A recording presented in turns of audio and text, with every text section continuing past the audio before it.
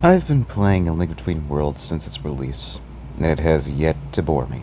It does feel a lot like a remix of A Link to the Past. If you've played that game already, A Link Between Worlds might give you deja vu. Sahasrara even makes an appearance. Is this the same one from past, or is he another descendant? Each dungeon is very satisfying to conquer, aside from the ice ruins. Now utilizing the merging ability. Almost every puzzle has a new way of being solved, and you can find various treasure or items by slipping through openings. And while I wasn't a fan of it at first, I have come to appreciate the item market. I love finding items in dungeons, but this system gives rupees the most value they've ever had in a Zelda title. You could rent an item and save a little bit of money, and if you're good at the game, there's no need to worry about them getting taken away after a game over.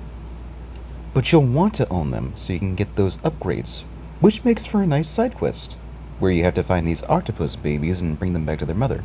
And if you want to upgrade 2 other items, there's the Treacherous Tower, a collection of battlegrounds that gets harder and harder the higher you go, with a bunch of rupees thrown at you for good measure. The narrative is simple and effective, rather light in tone, but takes itself just seriously enough so that it doesn't feel like a comedy, not unlike Link's Awakening. To reiterate, it's practically beat for beat A Link to the Past, which is where the repetition could come across as annoying.